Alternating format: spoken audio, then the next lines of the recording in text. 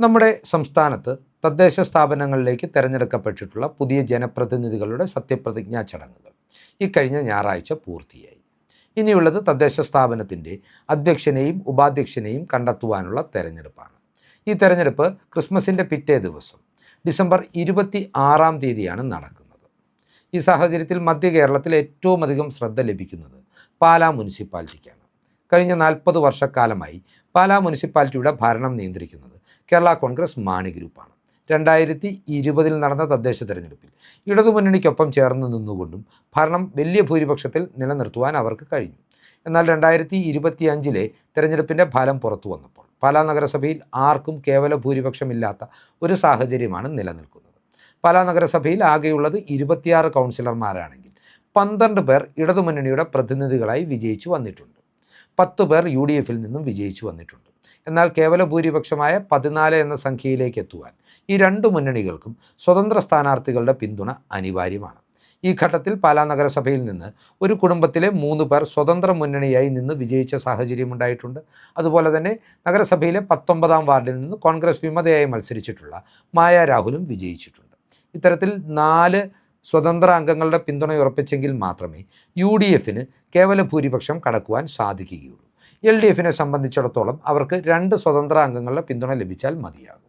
ഈ ഘട്ടത്തിൽ ഇരു മുന്നണികളും സ്വതന്ത്ര അംഗങ്ങളുമായി ചർച്ച നടത്തുന്നുണ്ടെങ്കിലും കാര്യങ്ങൾക്ക് ഇതുവരെയും തീരുമാനമായിട്ടില്ല എന്നതാണ് യാഥാർത്ഥ്യം.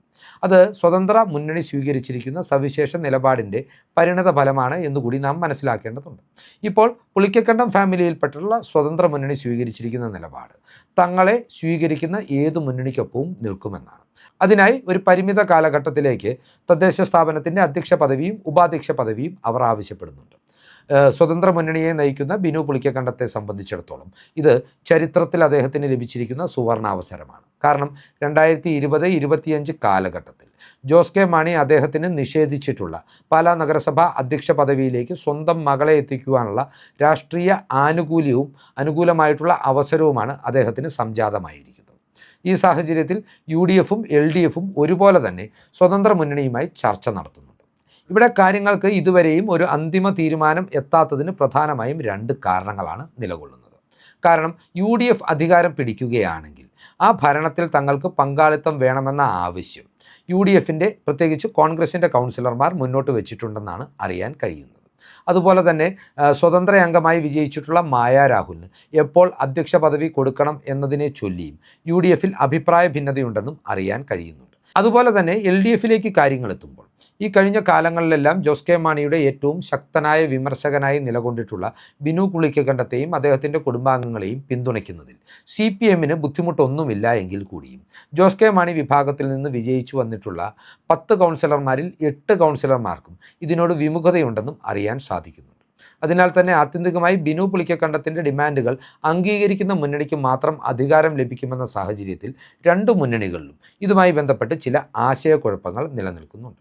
UDF സംബന്ധിച്ചിടത്തോളം പാലാ മുനിസിപ്പാലിറ്റിയുടെ ഭരണം UDFൻ്റെ കയ്യിലേക്ക് അല്ലെങ്കിൽ അവർ പിന്തുണയ്ക്കുന്നവരുടെ കയ്യിലേക്ക് എത്തുക എന്നത് രാഷ്ട്രീയ വിജയമായി വിലയിരുത്തപ്പെടും എന്ന കണക്കുകൂട്ടലിൽ UDFൻ്റെ ഏറ്റവും ഉന്നതമായ നേതൃത്വം തന്നെ ഈ വിഷയത്തിൽ കാര്യക്ഷമമായ ഇടപെടലുകൾ നടത്തുന്നുണ്ട്. അവരെ സംബന്ധിച്ചിടത്തോളം ബിനു പുളിക്കക്കണ്ടത്തിൻ്റെയും സ്വതന്ത്ര അംഗത്തിൻ്റെയും പിന്തുണ ഉറപ്പാക്കിക്കൊണ്ട് നഗരഭരണം നേടാൻ കഴിഞ്ഞാൽ വരാനിരിക്കുന്ന നിയമസഭാ തെരഞ്ഞെടുപ്പിൽ അത് കേരള കോൺഗ്രസിന് വലിയ രീതിയിൽ പ്രതിരോധം സൃഷ്ടിക്കുന്ന ഒരു വിഷയമാകും എന്നുള്ളത് കൊണ്ട് തന്നെയാണ് അവർ ഇത്തരത്തിൽ താല്പര്യമെടുത്തിരിക്കുന്നത്. അതിനാൽ തന്നെ സംസ്ഥാന നേതൃത്വം നേരിട്ടിടപെട്ട് പാലാ MLA ആയ മാണി സി കാപ്പനെയും കോട്ടയം MP ആയ ഫ്രാൻസിസ് ജോർജിനെയും കോൺഗ്രസിൻ്റെ കരുത്തനായ നേതാവ് ജോസഫ് വാഴക്കനെയുമാണ് ഇത്തരം ചർച്ചകൾ പൂർത്തിയാക്കുവാനും ഒരു മുന്നണി കെട്ടിപ്പടുത്തുകൊണ്ട് പാലാ നഗരസഭയുടെ അധികാരം നിയന്ത്രിക്കുന്ന നിലയിലേക്ക് UDF എത്തിക്കുവാനുമുള്ള ശ്രമങ്ങൾ നടത്തുന്നത്. മറുഭാഗത്ത് UDFൽ നിലനിൽക്കുന്ന ആശങ്കകൾ തനിക്ക് ഗുണം ചെയ്യുമെന്ന കണക്കുകൂട്ടലിൽ വളരെ ക്ഷമയോടുകൂടി ജോസ് കെ മാണിയും കാത്തിരിക്കുകയാണ്. അതായത് സ്വതന്ത്രരും UDFും തമ്മിൽ ഒരു അഭിപ്രായ ഐക്യം രൂപപ്പെട്ടിട്ടില്ല എങ്കിൽ കളി തോറ്റെങ്കിലും ഗോളടിക്കുവാനുള്ള അവസരമാണ് ജോസ് കെ മാണിക്ക് മുന്നിൽ ഒരുങ്ങിയിരിക്കുന്നത്. അതായത് UDFും സ്വതന്ത്ര അംഗങ്ങളും ഒരുമിച്ച് നിൽക്കുന്നില്ല എങ്കിൽ സ്വതന്ത്ര അംഗങ്ങൾ വ്യത്യസ്തമായ ഒരു നിലപാട് സ്വീകരിച്ചാൽ UDFന് 10 പേരുടെ പിന്തുണയുള്ളൂ, സ്വതന്ത്ര അംഗങ്ങൾ 4 പേർ വേറിട്ട് നിന്ന് വോട്ട് ചെയ്യും. അപ്പോൾ 12 പേരുടെ പിന്തുണയുള്ള ജോസ് കെ മാണി വിഭാഗത്തിന് നഗരസഭാ അധ്യക്ഷ പദവിയും ഉപാധ്യക്ഷ പദവിയും ഒരുപോലെ ലഭിക്കുകയും ചെയ്യും. ഇത്തരത്തിൽ ഒരു രാഷ്ട്രീയ ആനുകൂല്യം തിരിച്ചറിഞ്ഞുകൊണ്ട് ജോസ് കെ മാണിയുടെ ഭാഗത്തു നിന്നും ചില നീക്കങ്ങൾ നടക്കുന്നുണ്ട് എന്നും അറിയാൻ കഴിയുന്നുണ്ട്. ഏതൊക്കെയാണെങ്കിലും UDFിലേക്ക് ഭരണം പോകുന്ന സാഹചര്യം ഒഴിവാക്കുവാൻ ജോസ് കെ മാണിയേക്കാൾ ആത്മാർത്ഥമായി ശ്രമം നടത്തുന്നത് CPM ആണ് എന്ന റിപ്പോർട്ടുകളും ഇപ്പോൾ പുറത്തു വരുന്നുണ്ട്. CPMനെ സംബന്ധിച്ച് അവർ മുൻകൈയെടുത്ത് മന്ത്രിയായ VN വാസവൻ സ്വതന്ത്ര മുന്നണിയുടെ നേതാവായ ബിനു പുളിക്കക്കണ്ടവുമായി ഇന്നലെ രഹസ്യ ചർച്ച നടത്തിയെന്ന റിപ്പോർട്ടുകളും പുറത്തു വരുന്നുണ്ട്. ഈ ഘട്ടത്തിൽ UDFിനും LDFിനും എന്താണ് തങ്ങളുടെ രാഷ്ട്രീയ നിലപാട് എന്നതിൽ കൃത്യമായൊരു വ്യക്തത വരുത്തേണ്ടതുണ്ട്. LDFിനെ സംബന്ധിച്ചിടത്തോളം ജോസ് കെ മാണിക്ക് ഒറ്റയ്ക്ക് ഭരണം കിട്ടുന്നുണ്ടെങ്കിൽ കിട്ടിയാൽ മതി എന്ന നിലപാടിൽ നിൽക്കുമ്പോൾ UDFിലേക്ക് തദ്ദേശ ഭരണം പോകുവാതിരിക്കുവാൻ ഏതു വിധേനയും ആർക്കും പിന്തുണ കൊടുക്കണമെന്ന നിലപാടാണ് CPMനുള്ളത്. UDFിലേക്ക് വരുമ്പോൾ കേരള കോൺഗ്രസ് ജോസഫ് ഗ്രൂപ്പ് ഏതു വിധേനയും ഭരണത്തിൽ പങ്കാളികളാകുന്ന രീതിയിൽ സ്വതന്ത്ര മുന്നണിക്ക് പിന്തുണ കൊടുക്കണമെന്ന നിലപാടിലേക്ക് എത്തുമ്പോൾ കോൺഗ്രസ് അംഗങ്ങൾ ആദ്യ ടൈമിൽ തന്നെ അധ്യക്ഷ സ്ഥാനമോ ഉപാധ്യക്ഷ സ്ഥാനമോ തങ്ങൾക്ക് വേണമെന്ന പിടിവാശിയും വെച്ചു പുലർത്തുന്നുണ്ട്. ഏതൊക്കെയാണെങ്കിലും ഈ സവിശേഷ സാഹചര്യങ്ങൾ പാലാ നഗരസഭയെ കേരളത്തിൻ്റെ ശ്രദ്ധാകേന്ദ്രമാക്കി മാറ്റുന്നു എന്നതിൽ തർക്കമില്ല.